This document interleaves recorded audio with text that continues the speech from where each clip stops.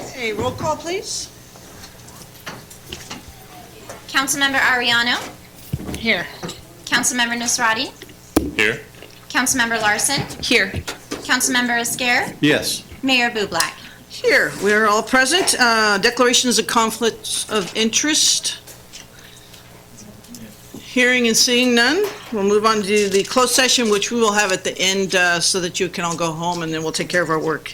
Approval of the agenda as posted or amended.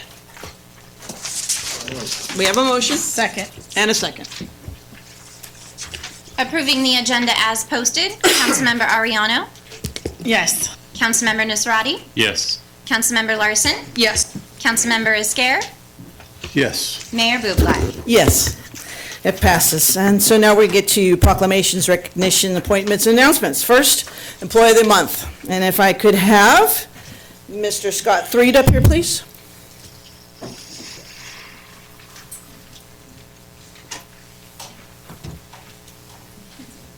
Reluctantly. Come on up. Over there, Scott. Come on over here. Come over here. Well, we did this together, so no. Boy, did they have to bribe you to come? A little bit. So there's a Scott. He was named the City of Turlock Employee of the Month for December of 2019. Scott was nominated by his positive, helpful attitude and willingness to go the extra mile to meet department goals. As the park's inventory clerk, Scott works hard to ensure that all city vehicles, equipment, and transit buses are well-maintained and operating properly to serve the City of Turlock citizens. He never hesitates to provide assistance when the Fleet Maintenance Division is shorthanded, even jumping in and performing the duties of a mechanic. Scott has been employed with the city for over 21 years. He started off as a part-time employee and then applied for the park's inventory clerk position after it was created. Scott attended the year-long program at Universal Technical Institute for Automotive Technicians in Arizona. Fun times. He works hard to find the lowest price on parts and materials for the fleet maintenance projects and maintains the tracking system for the division. Scott is an integral member of the fleet maintenance team and dedicated to supporting the Turlock community. His personal hobbies: Scott is married to Monica, his wife of 25 years, and they have two grown sons, Scott 25 and Mason 20. Scott and Monica make custom signs, tumblers, and other crafts in their spare time and enjoy spending time with family and vacationing in Monterey Bay, nice, and the surrounding areas. I give you Scott Threet.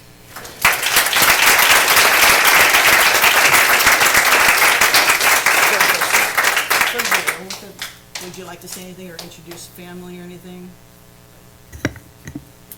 You kind of have to.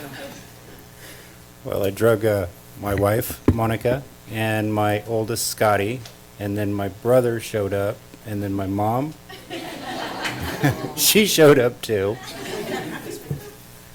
and my future daughter-in-law.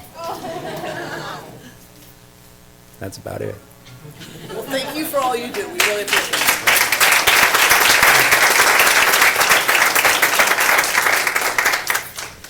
Okay, now I need actually 5 people up here. We have healthcare heroes, Terry King, Courtney Hartsfield, Allie Jeffrey, and Regina Amador. Come on up. And Mr. Lewis. Get up here, Mr. Lewis.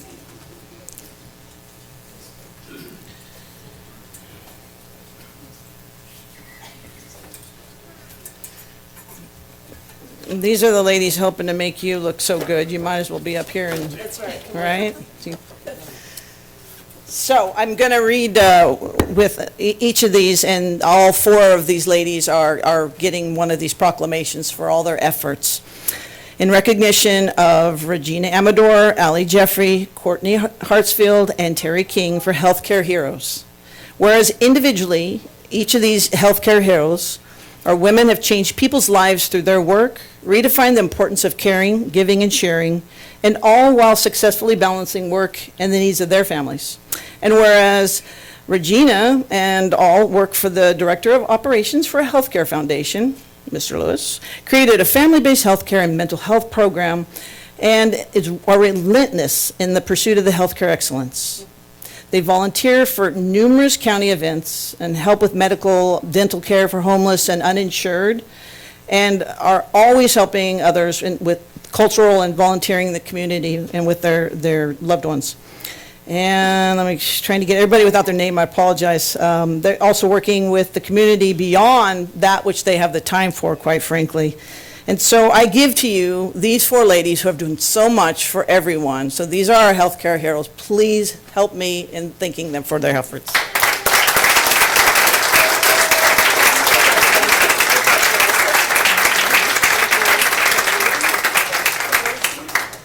want to give a little bit before? You sure you want me to say something? You have 2 minutes and then it cuts off. So I can say anything? No. So first, let me be the second to honor my colleagues. These are four extraordinary women who work endless hours every day of the week, serving this community and beyond. What you don't know is all the work that they never get credit for, and it's enormous. They've been in these communities for years. They've contributed personal hours, professional hours, dollars and cents, but most importantly, these are four extraordinary individuals with beautiful families that are in the audience, lots of children and grandchildren, and I have the distinct honor and pleasure of working with them every day. So you honor me by honoring them, and it's an honor to work with each one of you. Thank you. So, let's see, first we have Regina. Would you like to speak? You got family, introduce? Nope. Thank you, Mayor. Thank you, City Council. Thank you to our amazing boss, Jeffrey Lewis, who's departing shortly, and to my family, who has been most supportive and loving, and I just appreciate every one of you, and all my 5 grandchildren. Thank you. Well, hey, look, he's going for recognition. Allie Jeffrey, congratulations, please. I just want to thank our community for always having an open place for all of us to volunteer and to give our time, and to thank all of the everyday heroes that are here today and throughout our community who also work every day and balance their family and commit their time to giving in our community. Thank you. Courtney? Sorry, it was in no special order. I'm thankful that my family is here, my husband, my 3 kids, and my parents, and it's a pleasure to work with these ladies. I'm a better person because of them, and I'm so thankful for Jeffrey. He's always quick to show his appreciation for us, and this is just quite an honor, and thank you so much. And Terry King? Young lady. This is an honor, humble experience. Thank you so much. Jeffrey, you're always above and beyond amazing. The community is amazing. It's wonderful to give back and to care for our community, to show what we can do to help people's lives. And we thank our families. I have my daughter-in-law, my granddaughter here tonight, so thank you so much. We really appreciate it.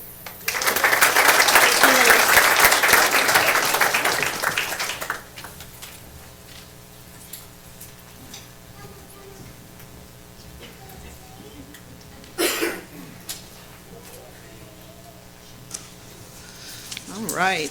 So just as a side note, housekeeping, we do have interim city manager is sitting here on his birthday, so we thank him for putting through this opportunity. Yeah.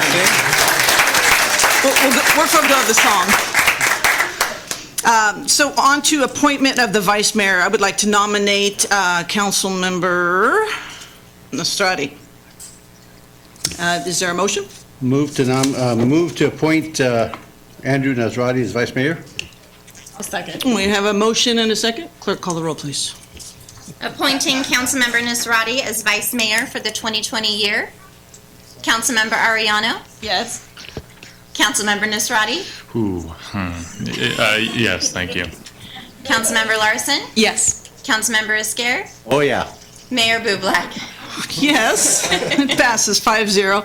And just as a thank you, you were too quick to get somebody else to take my place and making them scare them off. But I really appreciate, you were my first vice mayor, and so you had to like help me figure out this role, and I really appreciate all your time and representation for us. That was, you were always there when I was like last second, hey, can you be there in 5 minutes? I can't. So thank you for that.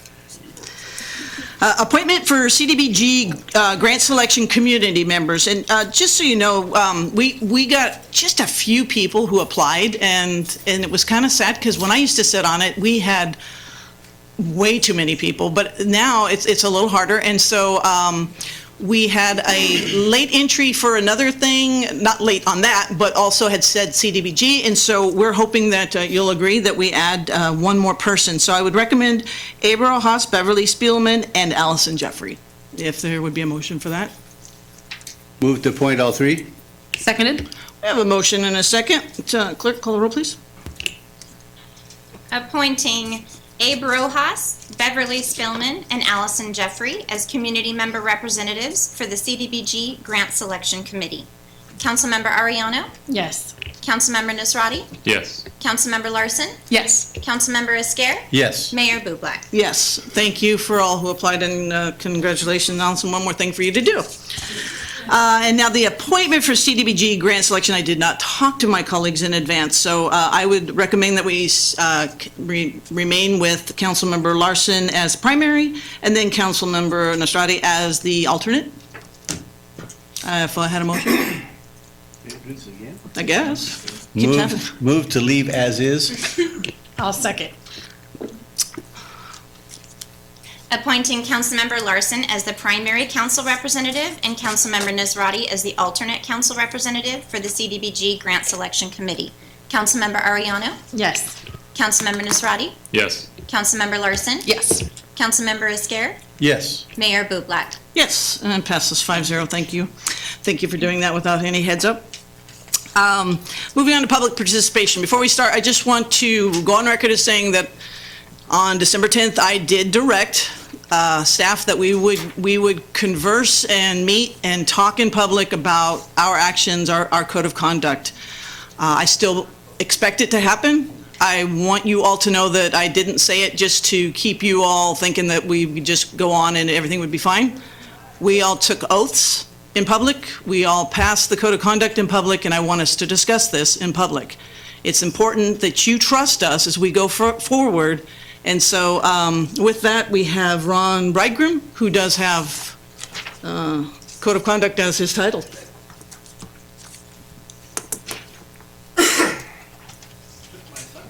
Sorry, sir. That's okay, that's okay. Happy New Year and good evening, Madam Mayor and council members. As you know, last year this council voted to adopt a Code of Conduct, which states, "It is crucial that the public have confidence in the integrity of its local government. The purpose of this chapter is to establish a code of civility to ensure government efficiency, protect the public's right to participate in the process, and preserve the public's right to freedom of speech. At public meetings, city officials shall respect the dignity, style, values, and opinions of each person present. City officials should avoid personal comments or personal attacks that could offend members of the public.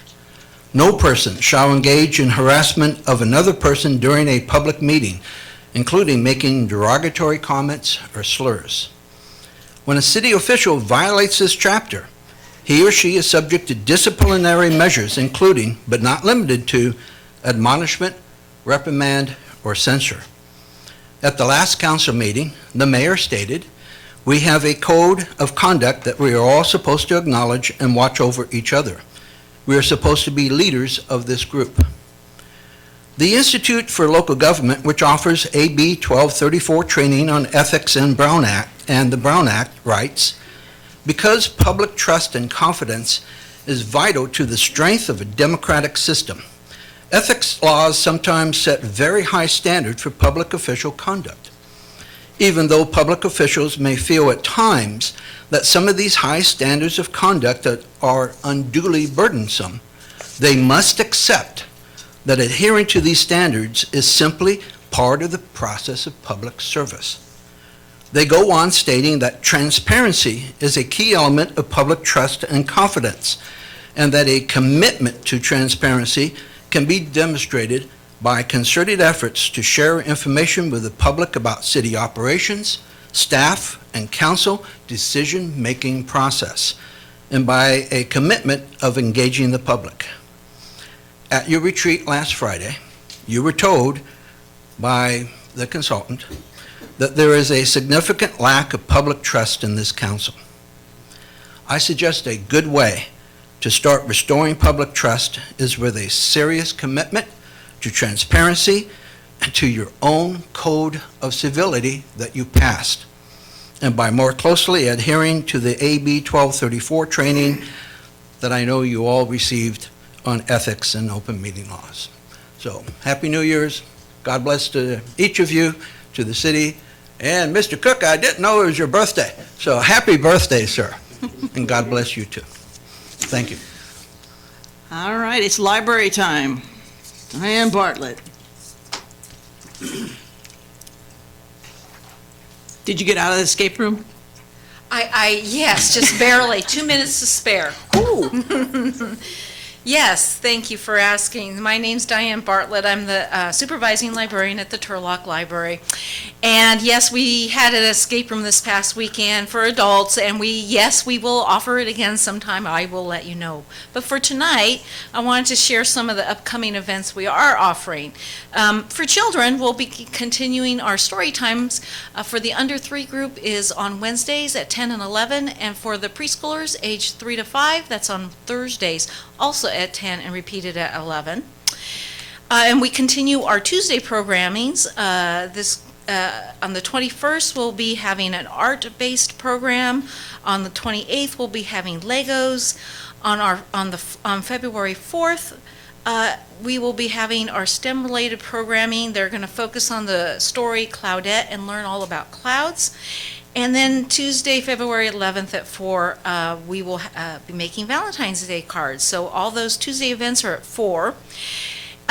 Also this month on Wednesday, we have a special opportunity to partner with the EPA, the Environmental Protection Agency. They are going to have an intern come to the library at 4 on Wednesday the 22nd and talk to us about air pollution in the environment. And this is for ages preschoolers to grade 5. Teens can earn community service credit by participating in our teen book club. The next meeting is Saturday, February 1st at 3 p.m. And then for adults, we have so much,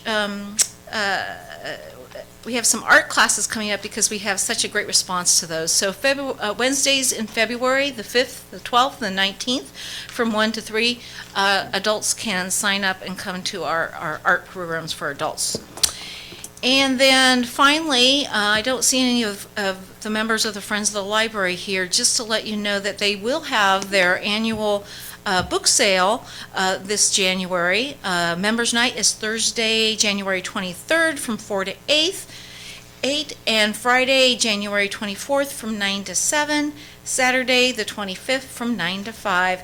Paperbacks are 50 cents, and hardback's $1. I don't know if I can say that. But anyway, please come and support the Friends of the Library. And Thank you just so in case there was so much that you said, where could they find it online?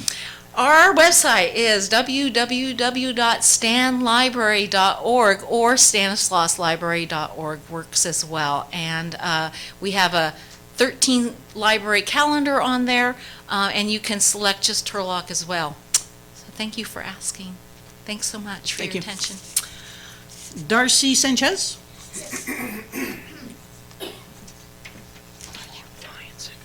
Good evening. My name is Darcy Sanchez. I have lived in Turlock for the past 20 years. I would like to request that Fosburg Road be repaved. I have called numerous times. The city comes out, they patch the holes. These holes are getting bigger. Cars are getting damaged because of it. Unfortunately, East Monte Vista and Christofferson is a road that is traveled a lot, and people who live in the area know that. Cars zoom through there very fast. My sister has almost gotten hit 2 times with her dog because people don't realize pedestrians have the right of way. So I expect and hope that someone can come out and assess the damage of the road. Last year, I was told, as a homeowner, I am responsible for fixing the city sidewalks, which my sidewalk did get tagged, and I did fix it. So, which I was not understanding why, being a homeowner, and that is not my property, that had to fix it. But it was done. There's a lot of sidewalks in our area that need to be fixed. But for today, I would like to recommend that someone come out, a city member to come out and look at the road. I have taken photos of the road. We recently had 2 potholes within the last couple weeks refilled. They're already coming out. So I don't know what it takes. I have lived there 20 years. It has never been repaved. I was told because we don't, for some reason, we don't pay Melrose in that area. I pay taxes. So I would like it to be considered for you to come out and look at the road and have it repaved within the next year. Thank you. I would like to submit these photos. Okay, Mr. Bray? Okay, not Ms. Van Gelder? Wait, okay, if you would, just have a conversation outside with Mr. Bray right there, and then Okay. show him the pictures, and we'll see what we can do for you. Thank you so much. Thank you. And John Jebly? All right, thank you. I'm so sorry. Let's go with John. I got that right, didn't I? Yeah, well, that's all that matters. Yeah. Thank you for serving. I just wanted to start the year out. I'm sure you guys don't get too many thanks. It's a thankless job, but this is a great nation, and it's billions of people across the planet don't even have the chance to even say anything. They don't have a chance to vote for who they want and everything else. And I'm not going to sit here and tell you that I agree with everything you do or how you do it or anything else, but at least we have an opportunity to get together and do whatever. So I just wanted to say that first. Second thing is on bus. I had the opportunity last month to ride the bus for the first time. And, my car was in the shop, so I said, well, let's take an adventure and everything else like that. And being an old guy, it's pretty cheap to get around the city. And I went on about 6 different buses and everything else. And the thing that impressed me the most was that all the bus drivers were all nice. They helped everybody. They helped me and when I didn't know what I was doing, for getting, day passes and everything else like that. So I just wanted to say, for what it's worth, and all the buses were on time and everything like that. So, hey, whatever. The other thing I really came up here was about homelessness. Now, it's, we can talk about it and everything else, but the 2 words I want to bring up to people is compassion and empathy. There's 2 things that we've lost everywhere in this country, it seems like. You can go on to C-SPAN and watch all the hyperbole and just nobody cares about anybody and everything else like that. And until we get back to a state where people can listen to other people and actually listen to what they're saying and everything else without a D or an R behind their names and everything else, and we're not going to get anywhere. We're not going to have anything that's good or anything else like that, and that still comes with the same thing with homelessness. My grandparents came out here. They were homeless. They were Okies. They were the people who came out, and there are lots of them in this area, in all the Central Valley. They came out here and picked the crops and everything else like that. And they were homeless. They were looked down upon. They were not, anybody that anybody wanted to have.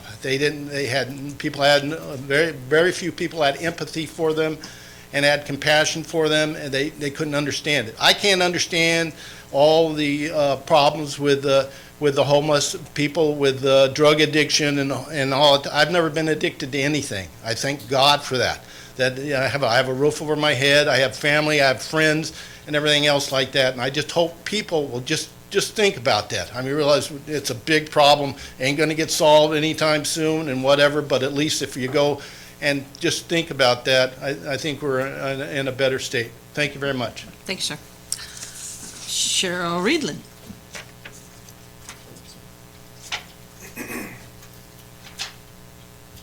Hi. So I listened in on your goal-setting meeting. I was very grateful that you guys are looking at goals, and I know it's a really short time frame that you were looking at, 6 to 10 months, but I was grateful that you did that, and I was very grateful to hear you say that there could be other really good things that are outside of our focus, and so even though they're good, we can't do it because we've decided that these are the things that we're able to focus on. So I think that was really good. But I think that needs to be a two-way thing. So what I didn't hear was that I'd like there to be accountability on the other side that says, and we did do what we did put on our goals. And let us show you the things, these are our goals, and let us show you that we did the things that we said we were going to do. And so anyway, my questions are you going to make those public when you're finished? I know you're still working on them. And then secondly, is it possible that when we get toward the 6-month deadline and the 9-month or 10-month deadline, that City Council can tell the public, like, okay, this is what we said we wanted to focus on, and these are the things we accomplished or weren't able to get to? Thank you. Thank you. Before I answer that, are there any other people who did not fill out a blue sheet, Ms. Jackson? You're training me.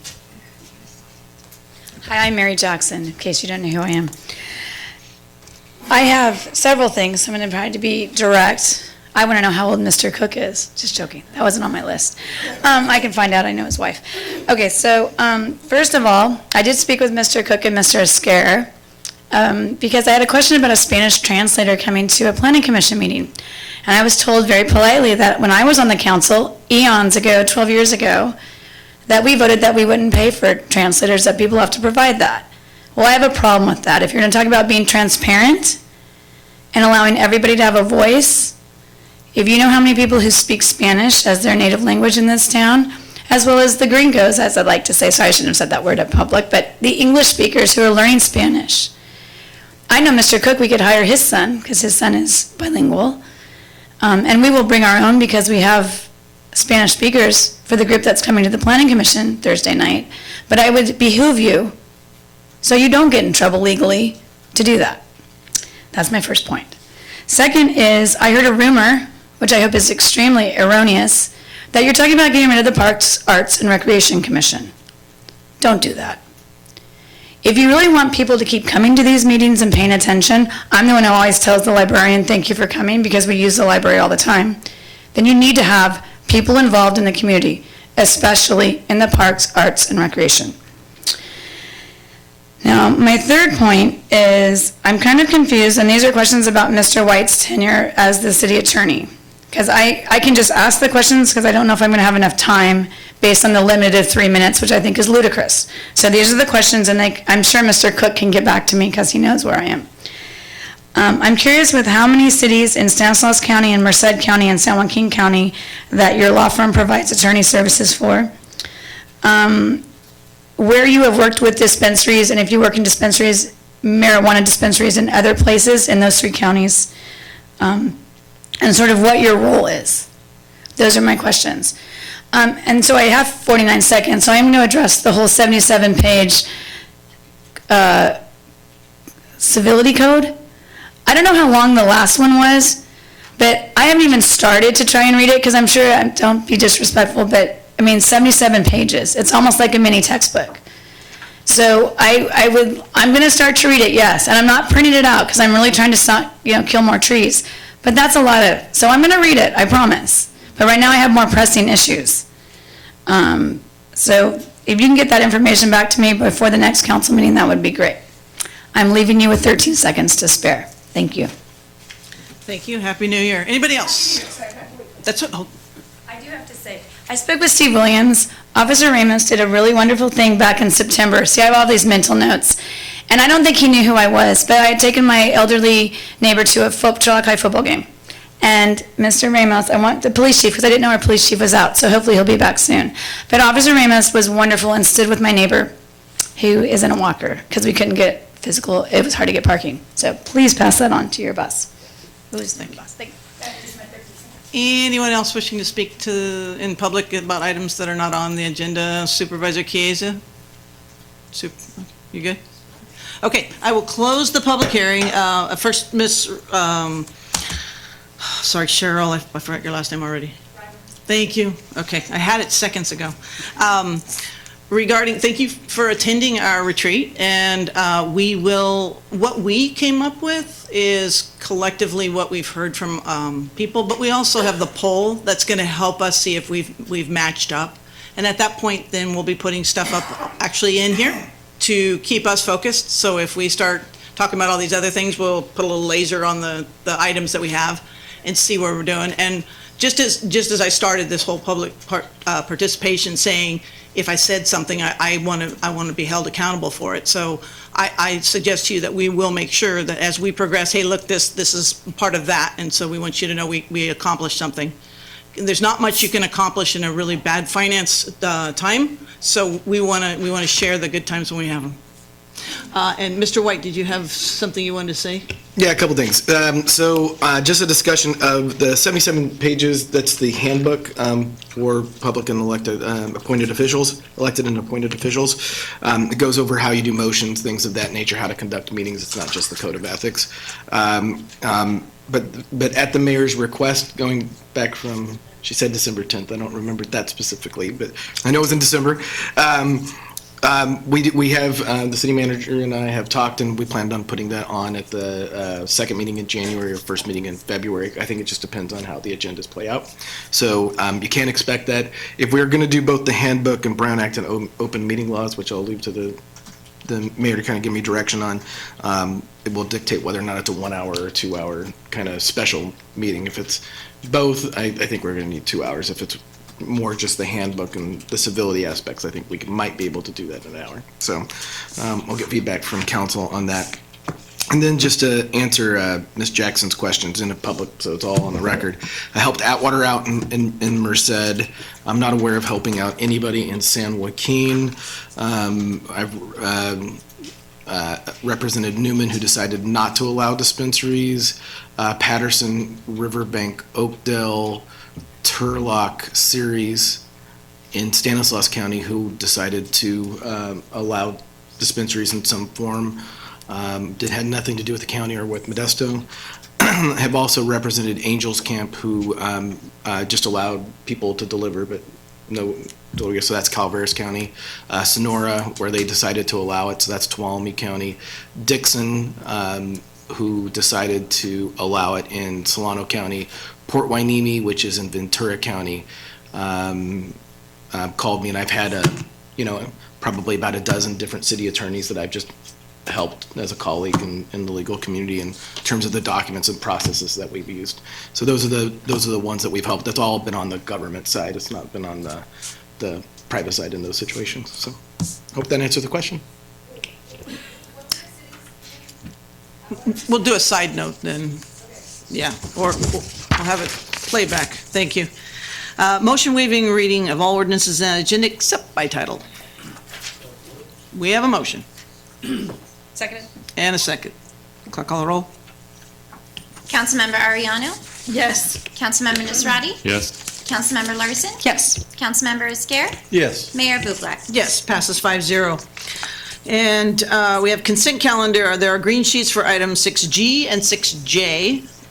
Is there any items that need to be pulled, or if not, a motion to proceed with all? To accept all items on the consent calendar? We have a motion. Seconded. And a second. Clerk call the roll, please. Adopting the consent calendar, Councilmember Ariano? Yes. Councilmember Nisrati?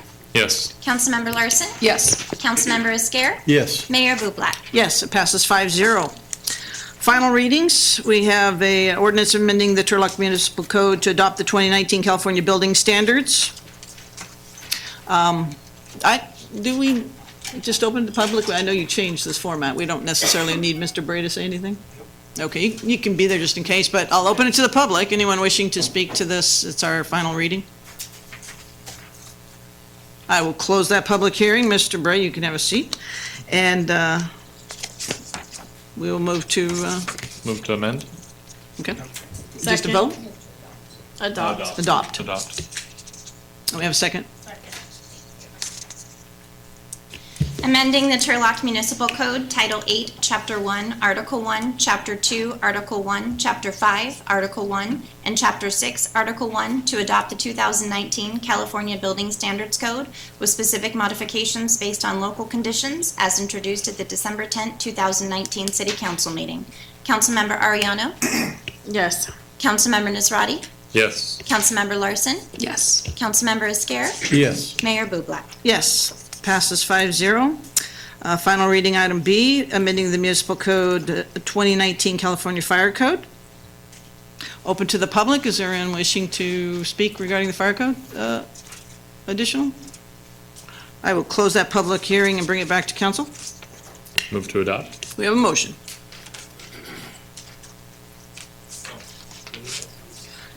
Second. And we have a second. Clerk, call the roll, please.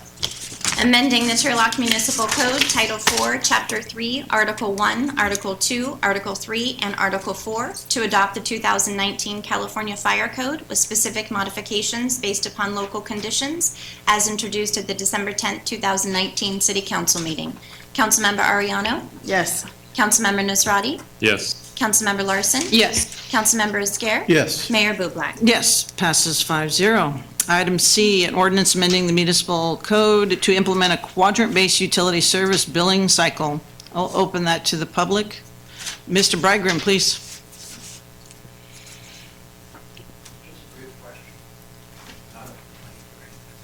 It's okay if you complain too. Well, thank you. I think this was in the staff presentation, but when is this going to be implemented? When is this going to start? Morgan, I'm sorry. In April? In April? In April. So we will continue to get our monthly bills through March, Correct. and then And then we'll have. a couple months before we get the next bill, which would be for 3 months. It will be within the month still, so you'll be getting a March 10th bill.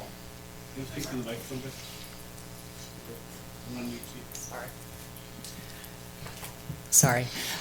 So you will still get your bill in March 10th, like we normally do, and that will be for your February service period. And then in April, we start phasing in for the quadrant billing. And then we'll be doing that every week, and we'll be phasing in certain weeks from the March usage on. Okay, but it's quadrant billing, so that's for 3 months. Quadrants. Oh, I see what you're saying. I'm sorry. It's not, the quadrant is for where you The quadrant live. is the 4 different areas Yes, of sir. town. Yes, sir. Yes. Sorry. I forgot that from the. That's okay. Yeah, it's still going to be a monthly bill for everybody. And you will be actually putting some stuff out in mailers or? Yes, billing? yes. Now So that, we'll get a heads up. Yeah, Okay. assuming approval tonight, Yeah. we'll be working on that documentation Okay, and great. sending it out. Anyone else wishing to speak?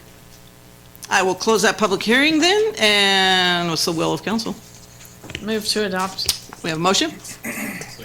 And a second. Clerk call the roll. Amending the Turlock Municipal Code, Title 6, Chapters 3, 4, and 5 regarding payment of collection charges for garbage, rubbish, and garden refuse, sewer service, and water service to implement a quadrant-based utility service billing cycle as introduced at the December 10, 2019 City Council meeting.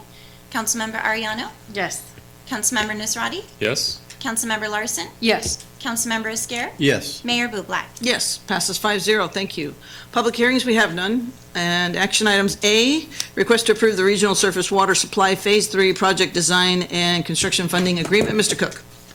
Good evening, Mayor Bublak and members of the council. Just a brief introduction to explain what this is and what it isn't. This is definitely not approval of the project or to build the project. This is just an approval of a funding agreement that sets about the mechanics of how the project will be financed and how the respective cities will make payments on the proposed loan should the project move ahead. And again, the Regional Water Authority has not approved it yet because we still are resolving some issues with the water right petition the TID has. And I mentioned that verbally at our last meeting. it'll still have to come back to the city of Turlock to make sure we're still in and happy with the final price and payment and how that affects our rates. So again, want to make it clear to the council and the public, not moving ahead with the project. Well, by approving this, by going ahead with this agreement, though, it saves our spot in line to get low-interest state financing. So the state can keep working on that loan while we're working on the mechanics of the design-build contract. So as it says here in the presentation, it sets out our financial obligations of the cities and Turlock Irrigation District, should you decide to proceed with the project. It's needed to keep our place in line for low-interest state revolving fund loan. And again, this does not obligate you to fund the project or the construction of the project at this time. So basically what this agreement involves, there's some terms of basics for, it explains that the Stanislaus Regional Water Authority is the applicant for the loan, and that Turlock and Ceres are what are called funding agencies. So we agree to make payments to the Stanislaus Regional Water Authority. So basically, the mechanics of how this financing is going to work. As you know, the SRWA is a joint powers authority between Turlock and Ceres. And then the Stanislaus Regional Water Authority is the awarding agency for the design-build contract. So the contractor will contract with SRWA, and the cities will pay SRWA the loan back. And then we agree, or the cities agree, to purchase a certain volume of water, 10 million gallons a day in Turlock's case, and 5 million gallons a day in Ceres' case. And part of the terms, Turlock Irrigation District pays for their portion of the available capacity in the raw water pump station and pipeline.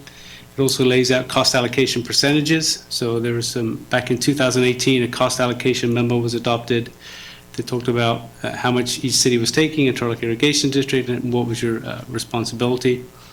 And then also notes that until the loan is approved, each city continues to fund its share of the cost through cash and or interim financing.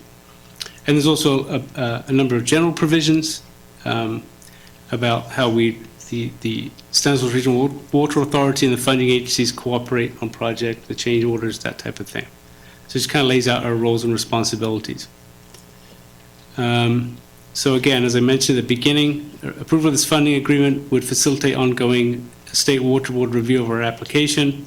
It keeps our loan application on track, on a parallel track, as TID tries to resolve their water rights issues with the U.S. Bureau of Reclamation. And as I noted at the beginning, it does not obligate the cities to fund the design and construction of the project at this time. So, just so you know, the SRWA board approved this agreement on 11/21, and Mayor Bublak was gone that day and was filled in by Councilmember Larson, our alternate on the board.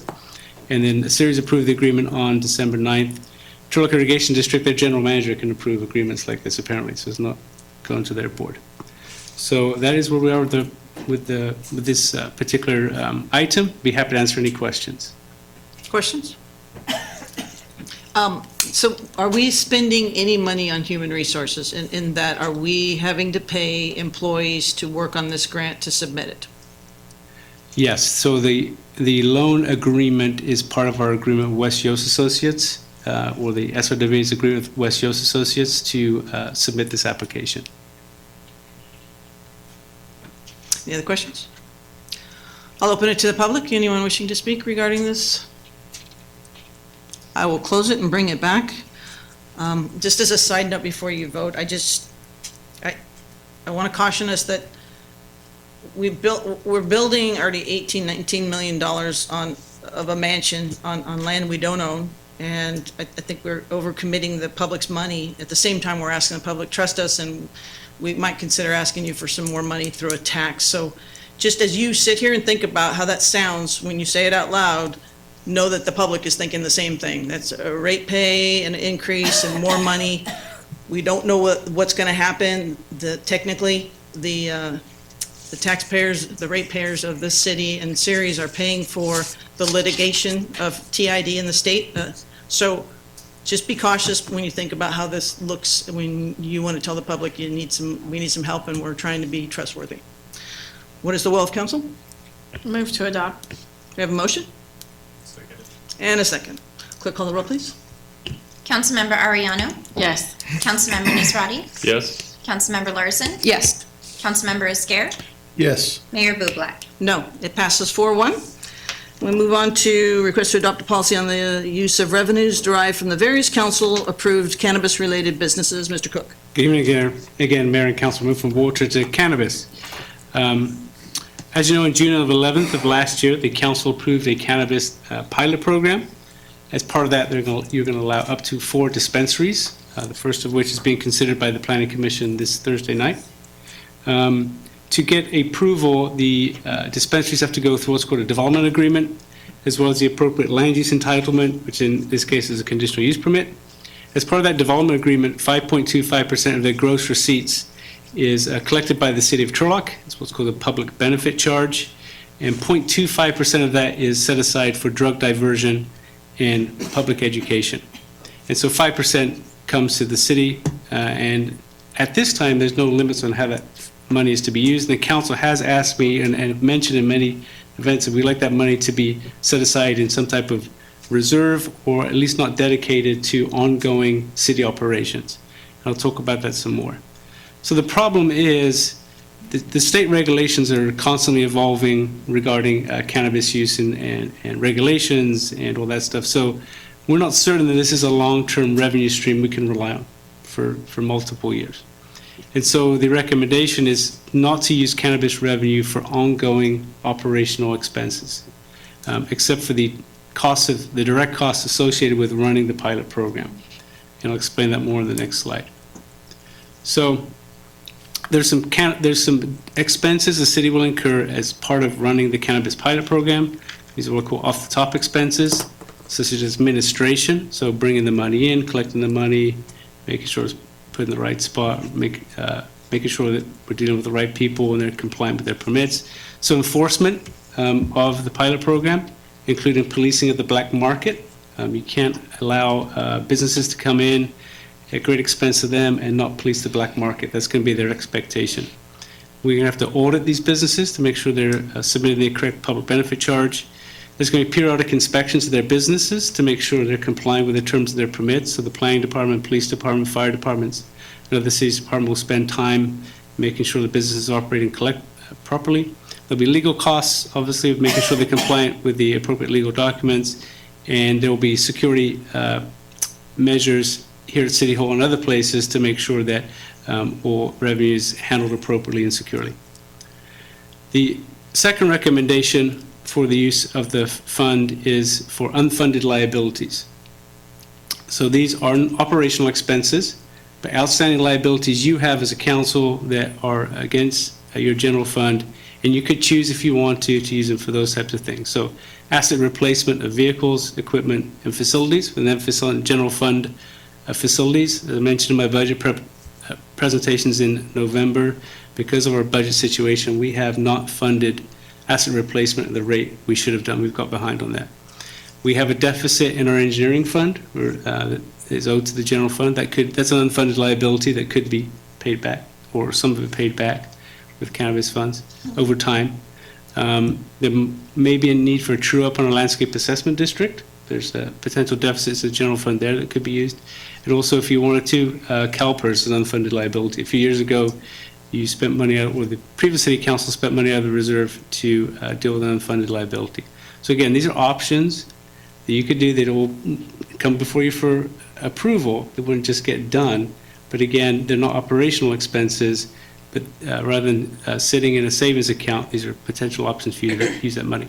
And then the third option is one-time capital improvement projects. This is kind of what we already use the general fund reserve for, but something goes bump in the night we didn't plan for, a new roof, air conditioning unit, the funds could be used for that.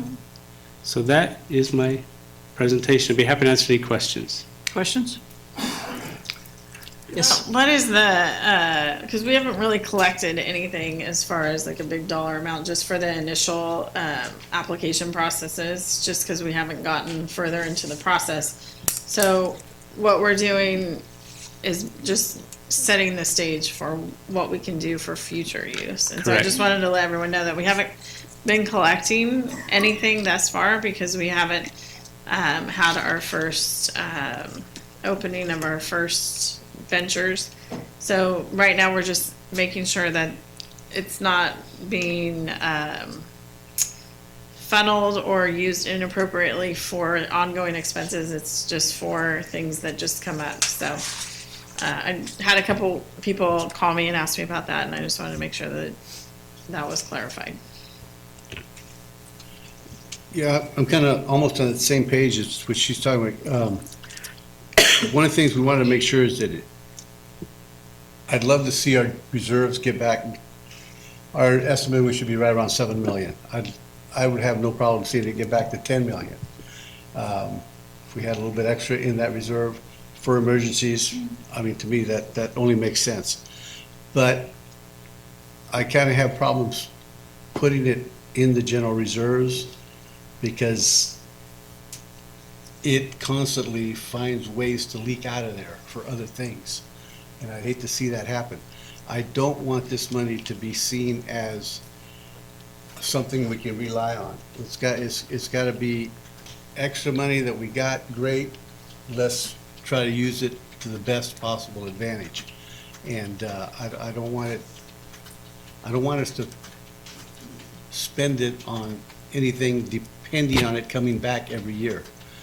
For one thing, it's a 2-year pilot program, so we have no idea what will happen after the 2 years. We don't know with the constant climate in the state, the way everything's changing all the time, more rules, more regulations. We have no idea how long this will even last. So I kind of like the idea of sticking it in a separate fund so that we know where it is. And if an emergency comes up or something we need, the money's there to use, but it's not something we're going to rely on from year to year. So that's just. Mr. Cook, doesn't it come through into a specific marijuana spot first anyway? That, and then you'll come to us with, we'd like to place it over here or there? It doesn't come straight to the general fund? Well, it's a part of the general fund, but it's a segmented portion of the general fund dealing with cannabis. So it can't seep out? Not without appropriation from the council. Correct. Yeah. And when you say, when we're talking about it kind of seeping out or going into other areas, you're talking about that going through our budget process, right? At that point, can we augment it, or can it come back to us at a different time and with that identified funding source? Right. So either way, so your annual budget process, you could set aside money for, okay, we know we have a problem with one of the roofs at the fire station, we're going to use some of this money for that, and it's transferred to a capital account. And also throughout the year, again, budget amendments, budget appropriations, can we dip into the cannabis reserve for this unexpected expense? And so there, it won't just be a one-time. Like any budgeting, you project a year ahead and you think you got it covered, and unexpected things happen, and we come back to you and make those changes, or ask you to make those changes.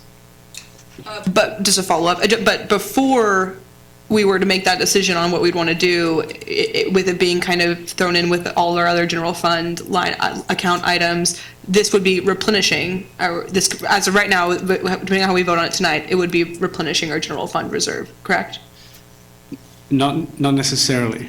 Okay. So it would go in the general fund as revenue, it would be accounted for separately, and then the general fund reserve is another separate part of the general fund too, and it's also made up of Fund 111 and Fund 112, I think. We consider the reserve, so it would be slightly different from that. But again, it is a form of reserve in that it's a cannabis reserve used for these specific purposes. One of the options, and I will follow up as we put the budget together, is whether it makes sense to create a quasi-separate fund for cannabis. What are the implications of that? But then move it from that fund into the general fund reserve operations, capital accounts as needed.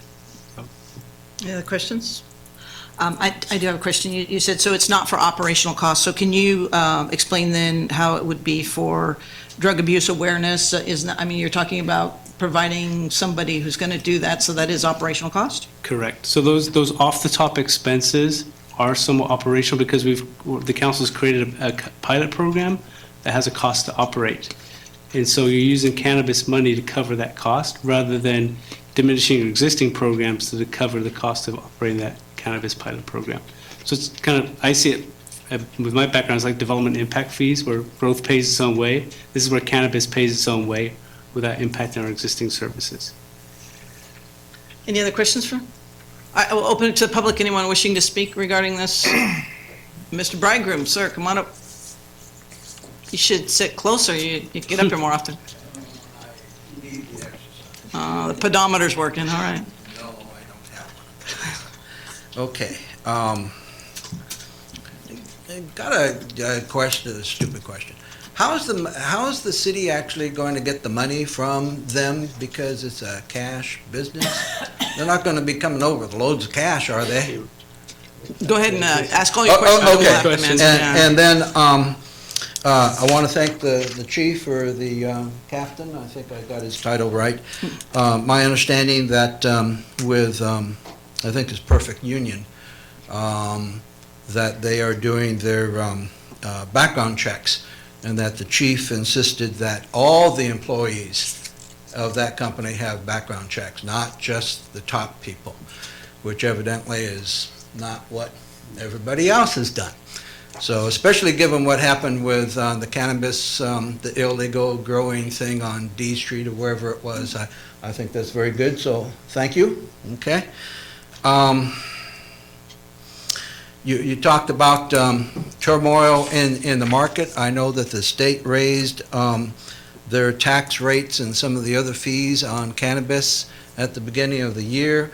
There was a letter from Perfect Union dated November 20th or something like that to the governor complaining about this and basically saying we're hardly making any money, we can hardly keep our heads above water. That's great.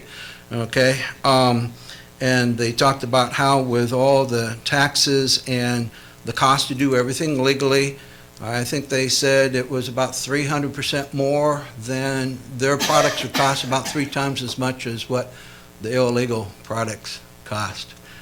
Okay, it doesn't take much thinking to show what that problem is. So I would encourage you not to count your chickens before the eggs hatch. You've got a CUP coming up on Thursday. There's an awful lot of public opposition to that.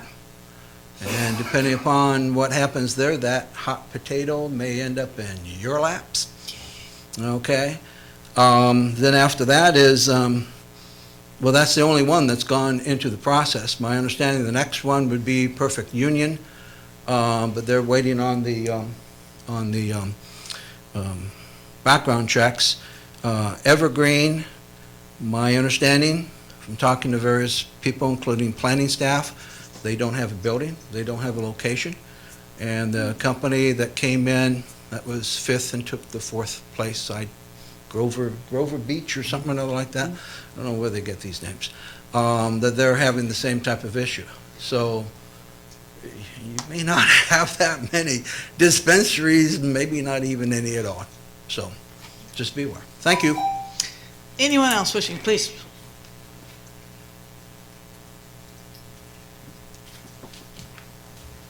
I just had a quick question. So I wasn't at the city council meeting, but when this was decided, but what I had heard was when we decided to allow cannabis into Turlock, the idea was that the monies would go into our reserves that we have drained for various reasons.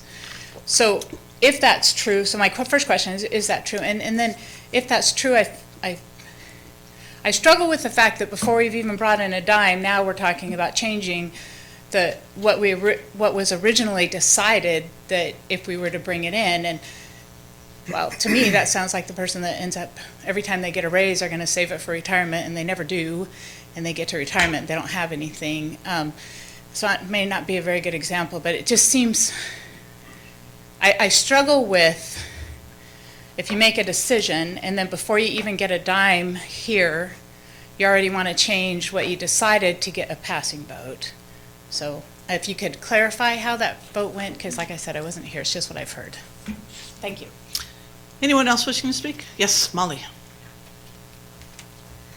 I just had a question. I have lived on the west side for over 10 years, and I've been talking to a few people that live over there, and from what I understand, the west side, District 2, is going to get all of the, because of how it's zoned, we're going to get all of the new cannabis, whatever level thereof, dispensary or, I don't know what the other licenses are.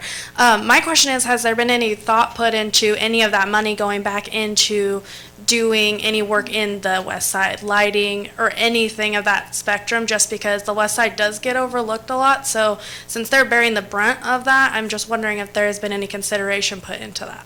That's my question. Anyone else? Mr. Puffer? Nothing? Okay, I will close the public hearing, bring back for the answers, Mr. White? I'll do Or Mr. best I Cook, can. sorry. So,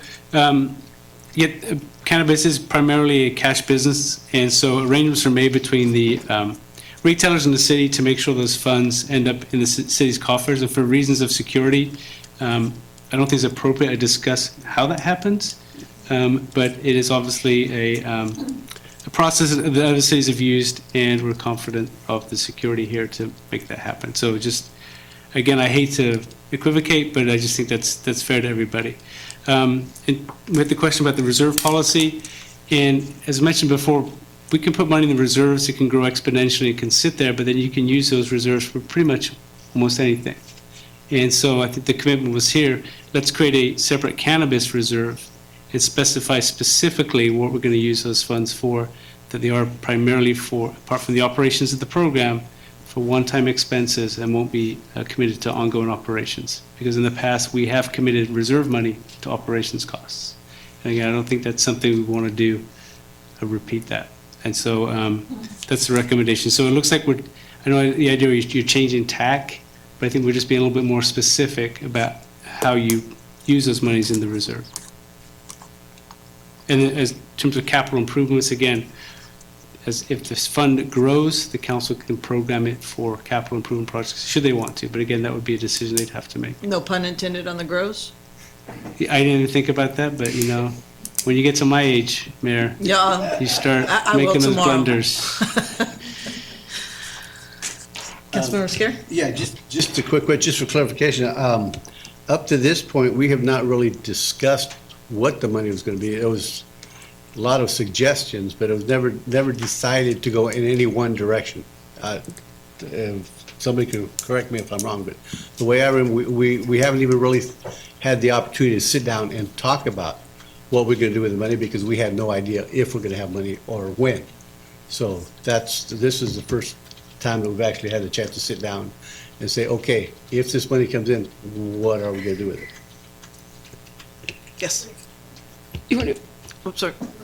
We did discuss with Bob, the previous city manager, that we were going to not spend it, but it was going to go into the reserve fund, which is probably what you remember, and not just willy-nilly it everywhere. And so I think that's what she was alluding to, because I do remember having that conversation on the dais about not just, throwing it into any type of fund that we wanted to, but it wasn't going to go in the reserve. So we could decide very proactively what we were going to do with it, because we didn't know how much was going to come in and how much wasn't going to come in. So you are correct. We just need to make sure that we do have some things that we do need to do, and we do need to clean up, and that we do have that capacity to do that. It's not saying that we are going to do these 4 items, but to have the capacity to do that. Basically, for me, in an accounting standpoint and a business standpoint, you try to build reserves before you go out and spend more, but sometimes you have emergencies. So I think that's where we were kind of alluding to back when we started talking about this. Councilmember Larson? Yeah, just to follow up on that comment, I think that when I look at this funding mechanism that was introduced a number of months ago last year, and even before that, I think as a council, our first goal is to establish what we value, which is fiscal responsibility. I think that's pretty fair with this council so far. And with a question like this of what we're going to do with this funding, how much discretion, how much control, and how much really choice can the council have over the said funds? And I think staff, you guys came, and Michael and Doug and everyone who came up with this, and our finance staff, it checked off all of our boxes. We wanted it to establish a fund, from my perspective, that looked kind of similar to our reserves in the sense that it's discretionary. We can see it. Every budget process that comes around, every budget timeline, we're able to really understand our funding, but it's different. And I think that's the key that Councilmember Scare was trying to get to with his first comment. It is different. It's identified in a different way. It's a funding stream account within the said discretionary funds, without getting too technical. But to me, it's going to be a fund that's identifiable. It's going to be identifiably different than the other monies that could get lost in operational costs. And it's going to serve the same amount of, it's going to serve the saving parameter that we're all interested in. We're all very interested in, and I think I can speak for my colleagues in this regard, in replenishing our reserves. That's an absolutely key component to this. And so we have that now to be able to put this money away. It's going to look very similar to our general funding funds while we go through our budget process, but it's going to be identifiably different. We're going to see that grow. So if it does come down the pipeline where we do need to assess a one-time funding, or we do need to figure out our engineering fund deficit immediately, we're going to be able to have that, and we're going to be able to say that these dispensaries actually paid for that expense or that identified problem, rather than have it be thrown into a pot, which what Councilmember Scare was describing would be kind of more hard to figure out if we're actually using the cannabis money to directly attack a problem. I know we've all heard it should go to here, it should go to there, but I think that from my vote to approve something like this, and I encourage my colleagues to do so too, this is just simply the most fiscally responsible thing to do. We don't have a lot of discretion right now to talk about our savings account and our funding sources. So we identified an opportunity, and now we're going to use it in a really responsible way. Councilman Rose? I think that one of the areas that's not covered in these three that might make sense, maybe not at this particular moment, but once we get to a place where that fund is something that we could start to think about long term, might be looking at one-time strategic investments. So it's not just emergency capital improvement projects, but if there are investments that we could be making in our capital infrastructure that achieves savings, ongoing savings, I feel like that's a responsible financial decision to be looking at with these funds as well. I don't know if it's necessarily appropriate to include it right now, but if any of the leadership recognizes opportunities for us to make investments to achieve savings through modernization, I think that would be appropriate. I think number 3 kind of can be that segue if necessary. It's been more than 6 months I've been begging for us to have this on the agenda, previous to him as well, just because I just think that we need to plan ahead if in fact we get money, where is it going, before everybody starts ponying up and promising somebody something. So we had generally talked about it, but we'd never done this, and as we're getting down to the like counting the quarters in the couch, I thought it was really necessary that we really put some specifics here.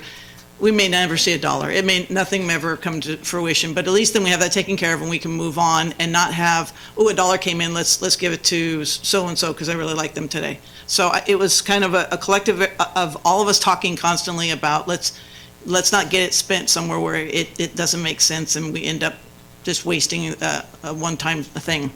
So what is the will of council? Motion to approve. We have a motion? Second. And a second. Clerk, call the roll, please. Councilmember Ariano? Yes. Councilmember Nisrati? Yes. Councilmember Larson? Yes. Councilmember Esquer? Yes. Mayor Bublak? Yes, my first marijuana, yes. Whoa. It's a big day. Whoa, you cut me up. It passes 5-0. City, they say in honor of your birthday, yeah.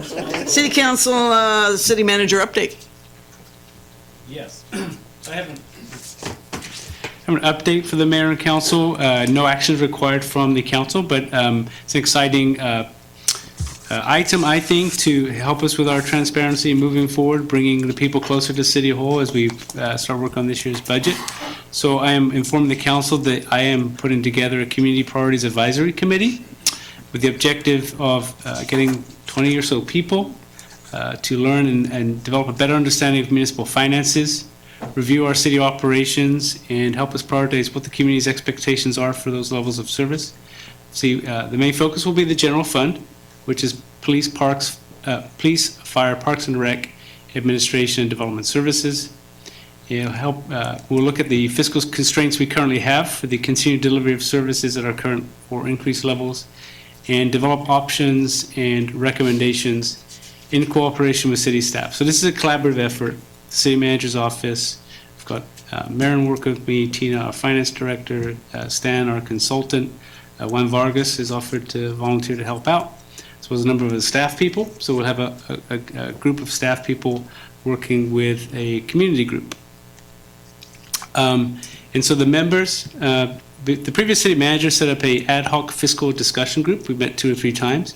They will kind of be the core group. There's 8 to 10 people who meet a couple of times now to go over various fiscal issues. Getting representation from the Chamber of Commerce is important. Sue Micheletti is already on our fiscal discussion group. If we want to widen that out, that would be good too. A representative from our base sector employers, so some of our bigger industries in town. And then representatives from the educational establishment, so Turlock School District and CSU Stanislaus are big employers and big influencers, so it'd be nice to get their input. And then at-large community members. And I put this deliberately, it says at the interim city manager's discretion, because what I don't want to do for you is set up a political committee. That I want this to be a staff and public collaboration without the idea that potentially is subject to political pressures. So it just takes the pressure off everybody to go through where we are, what we're looking at, where we're going to go. But I do, at least geographically, will try to make sure, or will make sure, that I have at least one member from every one of the city's regions. Obviously, we want geographic and diverse representation. So that's the goal there. So that's why I put districts. And when I saw that, I maybe think about it. It's not a political committee where each of you guys get to pick 2 people and this is our committee and all that stuff. Okay, this is the city manager's committee. But I will make sure. And so if I do need to potentially reach out to you and say, hey, I don't really have anybody in this district, but we will try our best to be diverse and inclusive. And then, so we'll start in February. We'll meet frequently, probably as much as weekly. We want to provide findings and recommendations to the City Council by April of 2020 as we start putting our budget together. And possibly, if, as you know, we've mentioned polling already, if there is a potential for some type of ballot measure in November, possibly this group would continue through November, looking at maybe a Citizens Oversight Committee or what educational committee on the ballot. And so my expectations are we'll look at policy level changes and priorities over the next 1 to 5 years to help stabilize the general fund, identify our priorities for services and service standards to help guide the city's council in making near-term reductions or deferrals of city services, and then also provide guidance with respect to potential new revenue sources. And I believe, okay, a couple more things. So just my thing, my expectations, I put this group together. We're looking at Turlock as a whole, right? The entire community, it's very diverse. And some people come in, well, I only care about one thing. Well, that's good, but you have to put that hat aside and come in and look at Turlock as a whole. So that's going to be important. And again, individual opinions and ideas are very valued, and that's how we learn more about each other and get the best ideas. But we've got to put everybody's opinions, look at those, and come back to you with kind of a consensus opinion of where we're going. It's hard to form consensus, but I think at the end of the day, reasonable people can agree, or at least disagree without being disagreeable.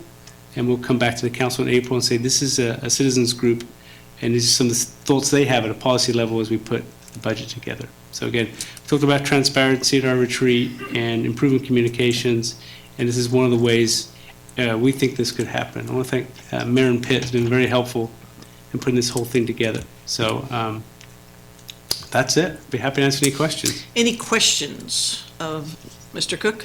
Yes. Yeah, quick question, Mike. Just, okay, you said there were going to be weekly meetings. Do you anticipate 1 hour, 2 hour meetings? I mean, if people ask us about this committee, what if you have a flyer, how are you going to do this? Yeah. I imagine the meeting will be about 2 hours, an hour and a half to 2 hours, by the time we get into it. And again, it may change. We may have subcommittees form if people go, if we investigate this issue, the CalPERS issue, you guys go investigate this issue. And so break things up to keep things moving. But we don't have a lot of time between now and putting the budget together. But I think sometimes that's an advantage, right? Because project always grows the time you allot to it. We give it a little time, we'll get it done. So I expect the meetings to be an hour or two. They'll be short. We'll keep it moving and go from there. Question? So if people are interested, then they'll just contact the city manager's office? Yeah, well, the city clerk's office is, Okay. we have the sheets, citizens looking to serve their community.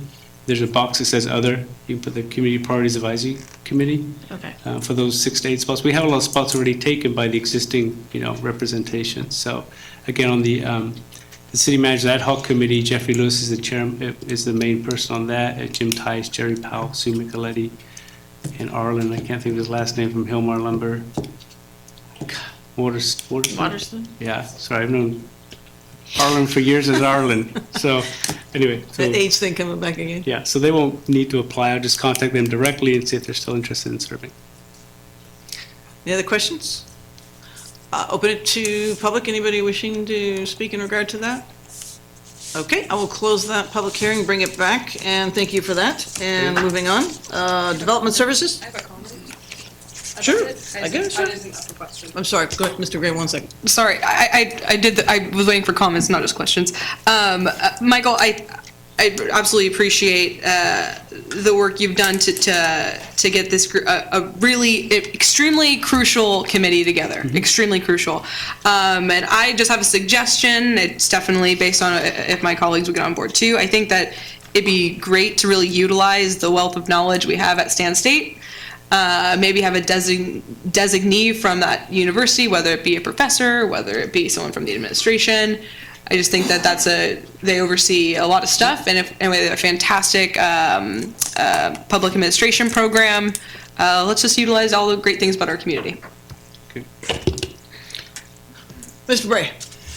Good evening, Mayor, members of the council. Sorry if my voice is a little raspy tonight. I'm still recovering from some allergies.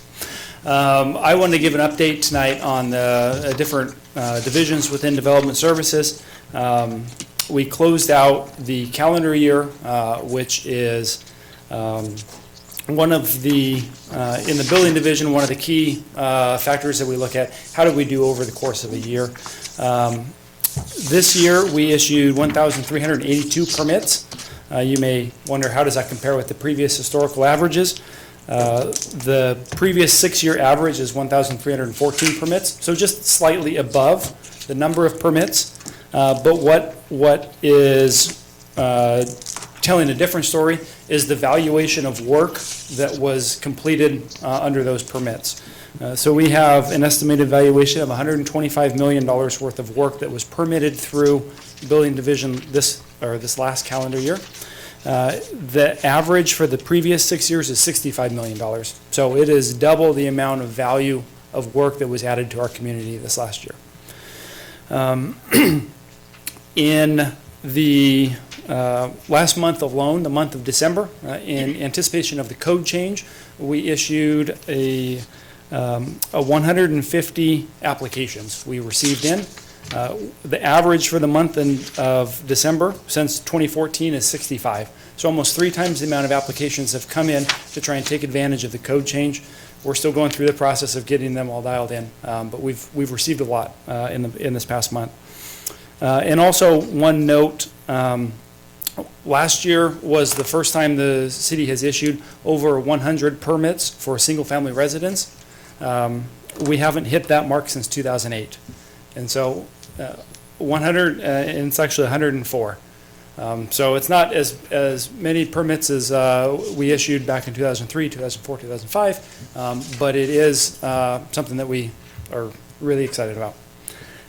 Also in the planning area, we've had lots of inquiries from lots of different sectors, including the industrial, commercial, residential, single-family homes, multifamily homes, condos, apartments, and such. And our DSC staff, building, planning, engineering, and also Mayor and Pitt with economic development, we're working with these different developers to try and find projects that pencil for them and try and make sense, because we'd love to have them move forward.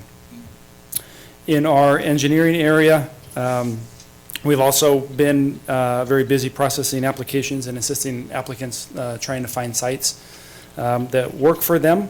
We've had projects that will be advertised starting tomorrow, so capital projects. We will be advertising 3 capital projects tomorrow. They are the federally funded traffic signal at Lander and F Street.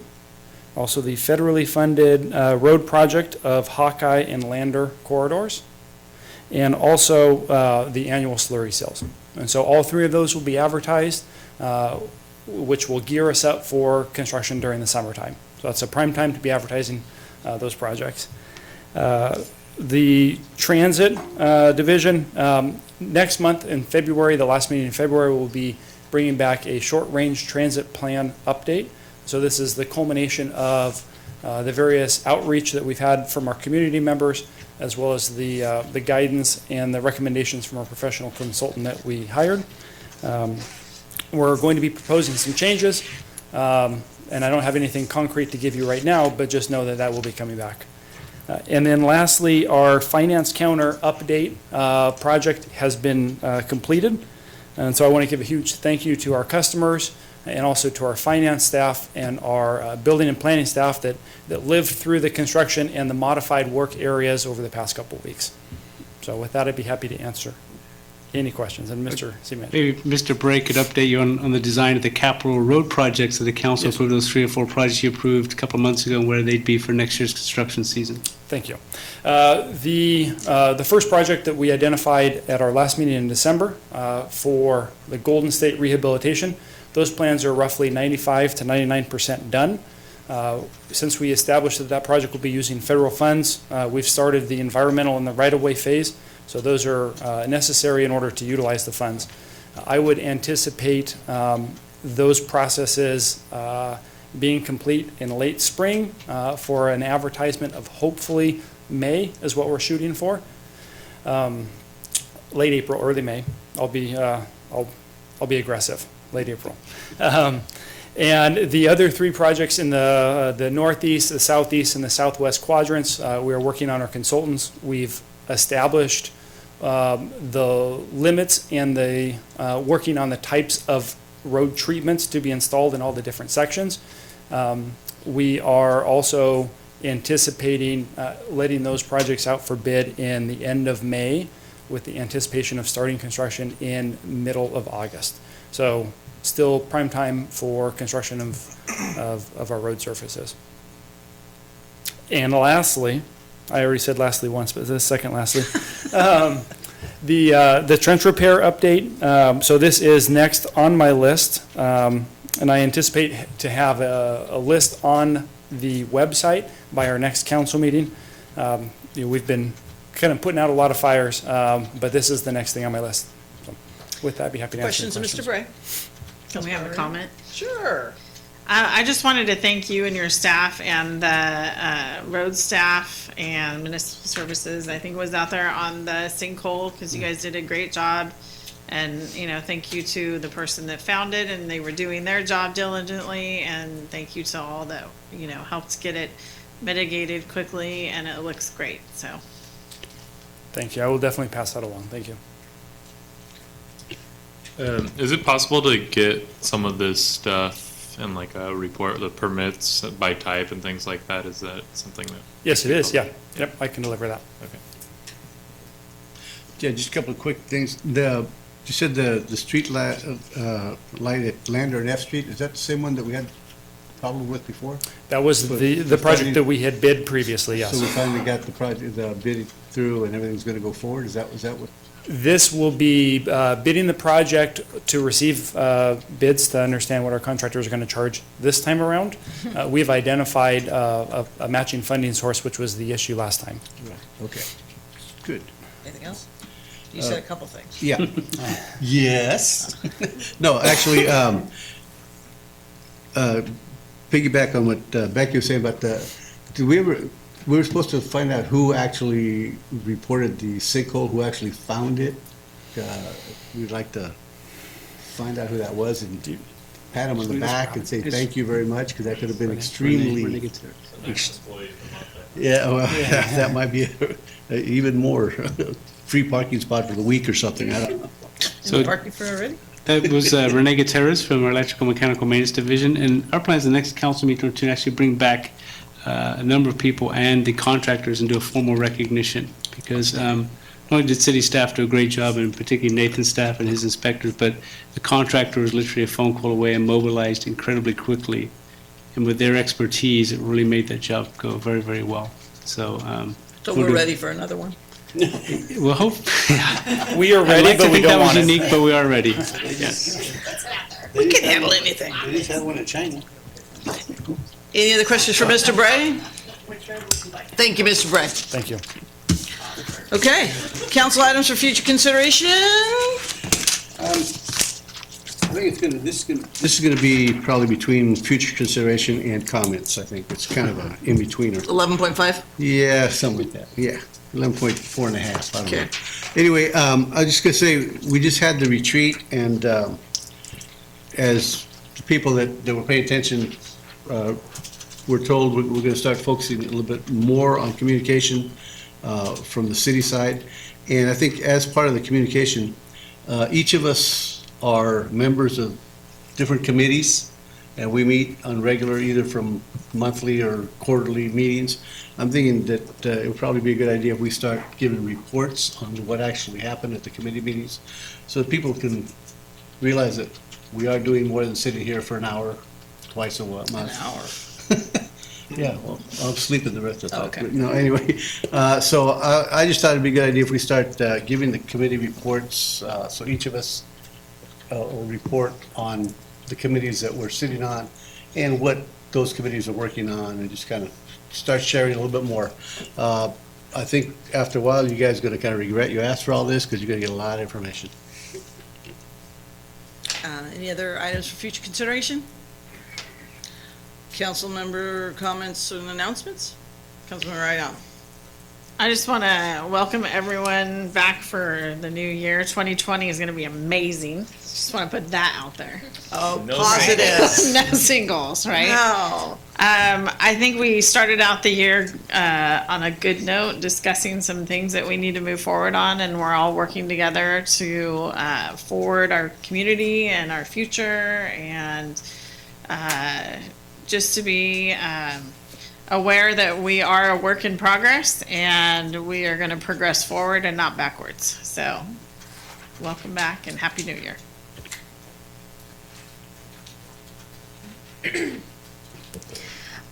Just really quick, just going off of the retreat, I just wanted to say that to thank the planning of it from our city administration and our communication consultant to sit down with us and really hammer out those goals.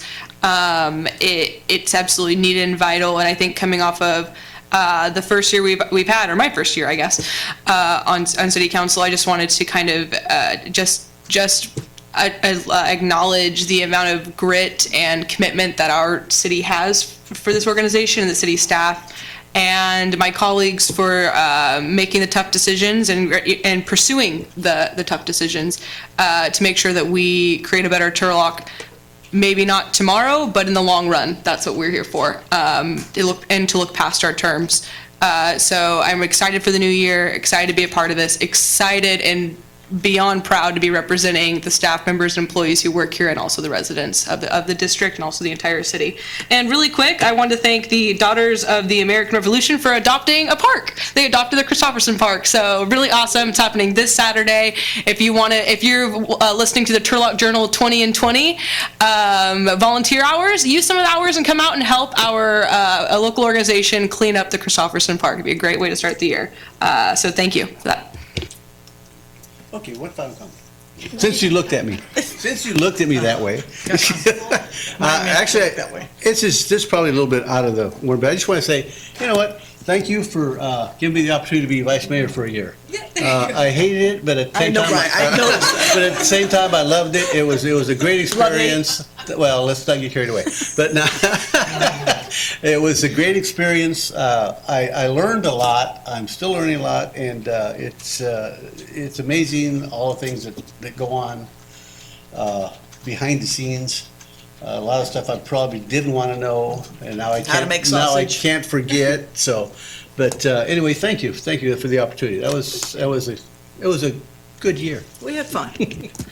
And to capitalize on Councilmember Larson's volunteer at the park things, I just lost that off, but we have a lot of people who volunteer throughout the year, and we're gonna have a ton more this year. But Thursday morning, we're having, at the Senior Center, we're having a volunteer appreciation. And those that have been doing it need to get acknowledged, because without them, and they put a lot of hours in, Turlock would not be what it is. And I know that there's gonna be a lot more people. I bet I can double it this next year. So I just want everybody to know that this will happen at the Senior Center, 7:30 on Thursday morning. Closed session, Mr. White. Mayor, taking items 13A, liability claim, the California Government Code 54956.95, claimant Gary Miller against the city of Turlock. Item 13B is the same code section, with the claimant being Frank Carson against the city of Turlock. And item 13C, same code section, with the claimant being Christina Herrera against the city of Turlock. All right, we will adjourn to our closed session. Thank you all for coming, and we'll see you on the 28th, is it? All right, thank you.